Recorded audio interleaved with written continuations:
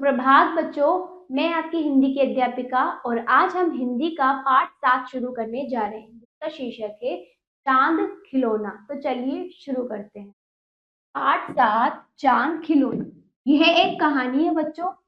पाठ का परिचय लेते हैं पहले। प्रस्तुत पाठ में बताया गया है कि जब बच्चे अपने माता पिता से असंभव चीजें मांगने लगते हैं तो वे उनकी जिद पूरी करने के लिए कितनी मेहनत करते हैं। पाठ में इसी तरह राजकुमारी राजा से चांद मांगने का हठ करती है। उसकी हठ को पूरी करने के लिए राजा क्या क्या यत्न करता है, यही पाठ में दिखाया गया है। कि चांद खिलौना। एक राजा था, उसकी एक छोटी सी बेटी थी। वह उसे बहुत प्यार करता था। एक बार राजकुमारी बीमार पड़ गई। कई वेद बुलाए गए कई वेद बुलाए गए लेकिन कोई भी इसका इलाज नहीं कर सका, क्योंकि उसकी बीमारी का ही पता नहीं चल पा रहा था। ठीक है। एक राजा था, एक बेटी थी। वो अपनी बेटी से बहुत प्यार करता था।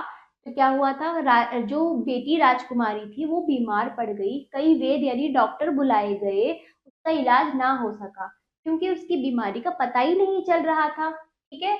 एक दिन राजा उदास होकर राजकुमारी से बोला, समझ में नहीं आ रहा है कि मैं क्या करूं, तुम्हारे इलाज के लिए मैं कुछ भी करने को तैयार हूँ। कि इस प्रकार वो अपनी बेटी से बोलता है, समझ नहीं आ रहा है मैं क्या करूं, कैसे करूं, मैं कुछ भी करने के लिए तैयार हूं तुम्हारे इलाज के लिए ताकि तुम ठीक हो जाओ। यह सुनकर राजकुमारी झट से बोली, फिर मेरे लिए चांद मंगवा दीजिए, मैं उससे खेलूंगी तो मेरी तबीयत ठीक हो जाएगी। बेटी ने उत्तर दिया, ठीक है कि मेरे लिए चांद मंगवा दो पिताजी, मैं अगर उससे खेलूंगी तो मैं ठीक हो जाऊंगी। ठीक है। राजा ने खुश होकर कहा, ठीक है, मैं तुम्हारे लिए चांद मंगवाने का प्रबंध करता हूँ। फिर राजा ने उसको ये उत्तर दिया कि मैं इंतजाम करता हूँ। प्रबंध का मतलब होता है इंतजाम। राजा के दरबार में बहुत से योग्य व्यक्ति थे। योग्य व्यक्ति यानी बहुत योग्य यानी किसी काम को करने में सक्षम व्यक्ति इसके दरबार में थे। सबसे पहले उसने अपने प्रधानमंत्री को बुलाया और धीरे से कहा, रानी बेटी को खेलने के लिए चांद चाहिए, आज नहीं तो कल रात तक जरूर आ जाना चाहिए। तो वो अपने मंत्री से कहता है कि मेरी बेटी को चांद चाहिए और कल रात तक जरूर आ जाना चाहिए चांद। फिर आगे, चांद, प्रधानमंत्री ने आश्चर्य से कहा। प्रधानमंत्री ने हैरान होकर कहा, उसके माथे पर पसीना आ गया।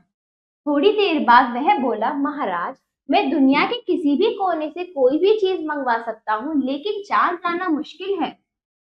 ठीक है। जब उसने राजा की ये बात सुनी, प्रधानमंत्री जो था उसका मंत्री, उसके क्या हो गया, वो हैरान हो गया, उसके माथे से पसीना आ गया, उसको क्या हो गई, चिंता हो गई कि ये क्या कह रहे हैं। फिर वो कहता है महाराज से अपने, मैं दुनिया से कोई भी चीज ला सकता हूँ परंतु चांद लाना मुश्किल है। राजा ने प्रधानमंत्री को तुरंत दरबार से जाने का आदेश दिया और कहा, प्रधान सेनापति को मेरे पास भेजो। राजा ने प्रधानमंत्री को तुरंत दरबार से जाने के लिए कहा और फिर उसे आदेश दिया कि प्रधान सेनापति को मेरे पास भेजो।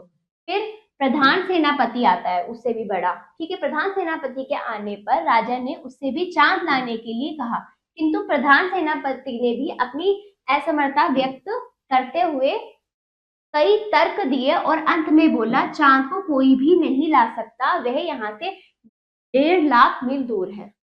तो फिर क्या होता है, फिर वो उसको भेज देता है। प्रधान सेनापति आता है। सेनापति क्या होता है, अपनी असमर्थता मतलब वो अपनी ये काम जो चांद को लाने वाला काम है, काम को ना करना, किसी काम को ना करना असमर्थता होती है। किसी काम को ना करने की क्षमता को असमर्थता कहते हैं। व्यक्ति यानी बताता है, वो अपनी असमर्थता, अपनी मजबूरी को बताता है और तर्क भी देता है, कई सारे लॉजिक देता है और अंत में बोलता है, चांद को कोई भी नहीं ला सकता, वे यहाँ से 1.5 लाख मील दूर है।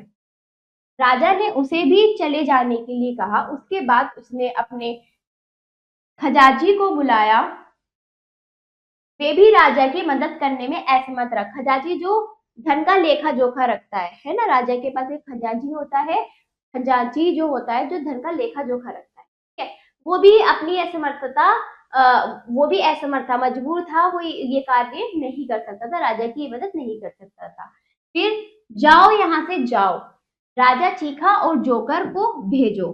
फिर राजा ने कहा सब यहाँ से जाओ, अब जोकर को भेजो। जोकर आते ही झुककर सलाम किया और पूछा सरकार आपने मुझे बुलाया? फिर हाँ, राजा रो पड़ा। जब तक रानी बेटी को चांद नहीं मिलेगा तब तक उसकी तबीयत ठीक नहीं होगी। क्या तुम चांद ला सकते हो? तो राजा ने उससे जोकर से ये बात बोली। ठीक है, हाँ क्यों नहीं, लेकिन पहले यह पता लगाना होगा कि राजकुमारी कितना बड़ा चांद चाहती है। कोई बात नहीं, मैं खुद उनसे जाकर पूछ लेता हूँ, जोकर बोला और सीधे राजकुमारी के कमरे में जा पहुंचा। फिर जोकर को जब उसने बताया कि हाँ मुझे चांद चाहिए, मेरी मेरी बेटी बीमार है, उसकी तबीयत तभी ठीक हो सकती है, फिर जोकर ने कहा हाँ बिल्कुल क्यों नहीं, ला सकता हूँ, पर मुझे ये तो बताइए कि राजकुमारी को कितना बड़ा चांद चाहिए। तो फिर उन्होंने क्या, खैर कोई नहीं, मैं रानी से खुद ही पूछ लेता हूँ, और वो रानी के कमरे में जाता है पूछने के लिए। ठीक है, राजकुमारी ने जोकर को देखकर पूछा क्या तुम चांद ले आए?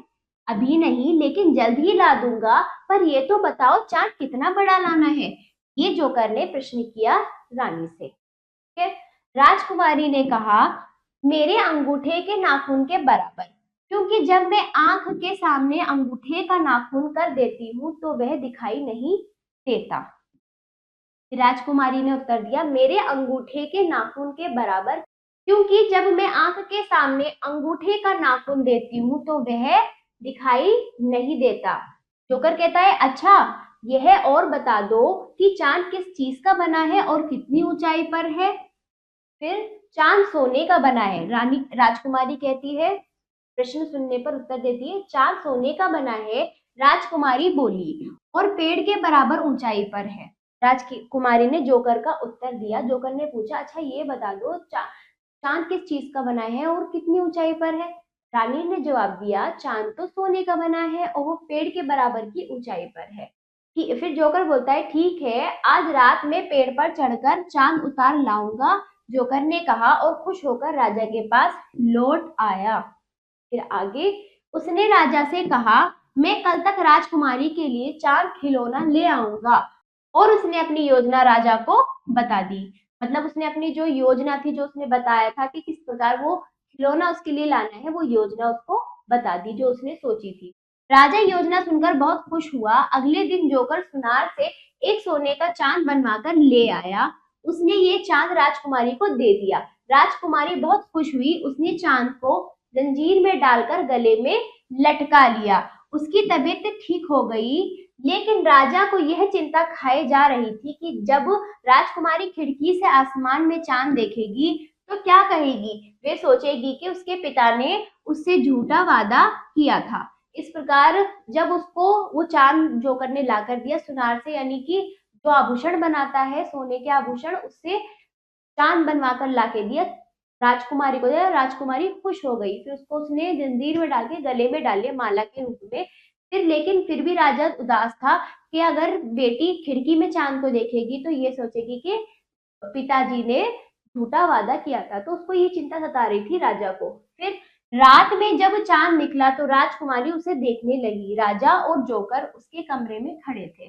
जोकर ने राजकुमारी से पूछा अच्छा राजकुमारी, जरा ये तो बताओ कि जब चांद तुम्हारे गले में लटका है तो फिर आसमान में कैसे निकल आया?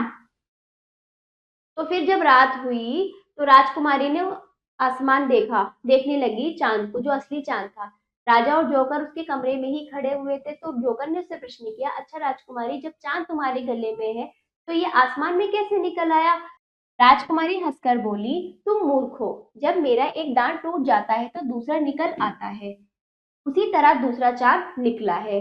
तो उसने उत्तर दिया कि जिस प्रकार से दांत दूसरा आ जाता है उसी प्रकार से चांद भी दूसरा आ जाता है। यह सुनकर राजा को राहत की सांस ली और खुशी खुशी राजकुमारी के साथ उसके खिलौने से खेलने लगे। फिर क्या हुआ, ये सुनकर राजा संतुष्ट हुआ, उसको शांति मिली, और फिर वो क्या हुआ, अपनी बेटी के साथ खेलने लगा उसी खिलौने के साथ। ठीक है, पाठ का भाव देते हैं। पाठ यहीं पर समाप्त हुआ। इस पाठ में क्या बताया गया है कि इस पाठ का भाव है कि बाल मन स्वभाव जिद्दी होता है, अतः उसकी जिद पूरी करने के लिए बहुत ही सूझबूझ दिखानी पड़ती है। मतलब बच्चे की जिद भी पूरी हो जाए, समझदारी से उसकी वो जिद पूरी की जाए, क्योंकि छोटा बच्चा तो जिद्दी होता है, उसको अपनी जिद पूरी करवानी होती है।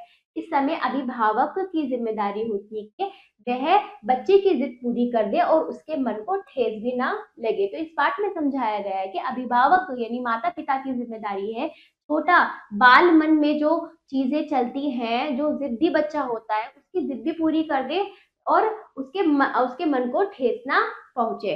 तो बच्चों के लिए बच्चों के लिए बताया गया है कि बच्चों की जिद पूरी होनी चाहिए क्योंकि वो बहुत जिद्दी होते हैं, ठीक है, और उनके मन को ठेस नहीं पहुंचाना चाहिए। ठीक है बच्चों, तो चलिए अब ये पाठ समाप्त हुआ। शब्दकोश। उदास का दुखी, प्रबंध इंतजाम, योग्य उचित, आश्चर्य हैरान, मुश्किल कठिन, आदेश आज्ञा, असमर्थता किसी काम को ना कर पाना, व्यक्त बताना, खजांची जो धन का हिसाब किताब रखता है, सलाम नमस्ते करना, योजना नीति, सुनार सोने के गहने बनाने वाला, मूर्ख बेवकूफ। ठीक है, आपने क्या सीखा? मौखिक। शुद्ध उच्चारण के साथ पढ़िए। तो आपको इनको शुद्ध उच्चारण के साथ इन शब्दों को पढ़ना है, जैसे राजकुमारी, वेद, तबीयत, प्रबंध, प्रधानमंत्री, दरबार, आदेश, सेनापति, खजांची, असमर्थता, अंगूठा, नाखून, खिलौना, मूर्ख। इनको आप शुद्ध उच्चारण के साथ पढ़ेंगे। सोचकर बताइए। राजकुमारी का इलाज कोई भी डॉक्टर क्यों नहीं कर पा रहा था? दूसरा, राजकुमारी ने ठीक होने का क्या उपाय बताया? तीसरा, राजा ने चांद लाने के लिए सबसे पहले किसे बुलाया? चौथा, कोई भी चांद को राजकुमारी के लिए क्यों नहीं ला पा रहा था? पांचवा, किसने चांद धरती पर लाने की हाँ भरी थी? तो इन प्रश्नों का उत्तर आप बोलकर अपने शब्दों में देंगे। अब आ जाइए लिखित बहुविकल्पीय प्रश्न। सही विकल्प पर सही का चिन्ह लगाइए। पहला, राजकुमारी की तबीयत किसको पाने के लिए खराब थी? किसको? चांद को। दूसरा, राजा ने राजकुमारी से खुश होकर क्या कहा? मैं तुम्हारे लिए चांद मंगवाने का प्रबंध करता हूँ। तीसरा, प्रधानमंत्री ने चांद के बारे में राजा से क्या कहा? तो महाराज, मैं दुनिया के किसी भी कोने से कोई भी चीज मंगवा सकता हूँ लेकिन चांद लाना मुश्किल है, ये बात कही थी। चौथा देखिए, राजकुमारी ने जोकर को देखकर क्या पूछा? पहला, क्या तुम चांद ले आए? ये पूछा था। पांचवा देखिए, अंत में राजकुमारी चांद से क्या करने लगी? क्या करने लगी? जंजीर में डालकर गले में लटका दिया। ठीक है, और लघुत्तरीय प्रश्नों का उत्तर देना है लिखित रूप में अपनी अभ्यास पुस्तिका में। पहला है, राजा उदास होकर राजकुमारी ने क्या बोला? दूसरा, राजकुमारी ने राजा से किस तरह ठीक होने को कहा? तीसरा, प्रधानमंत्री ने चांद लाने में असमर्थता जताते हुए क्या तर्क दिया? चौथा, जोकर ने राजा से क्या कहा?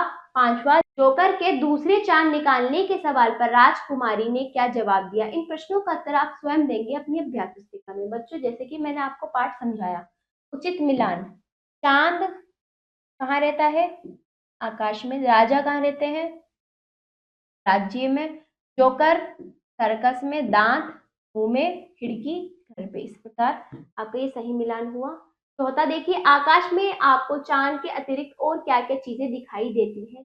ये ठीक है। पांचवा, राजकुमारी के पिता ने उसकी इच्छा पूरी करके उसकी तबीयत ठीक कर दी। आप भी अपने पिता के स्नेह पर 5 पंक्तियां लिखिए। तो ये आपको स्वयं अपने शब्दों में इनका उत्तर लिखना है और बाकी कार्य आपको स्वयं करना है बच्चों।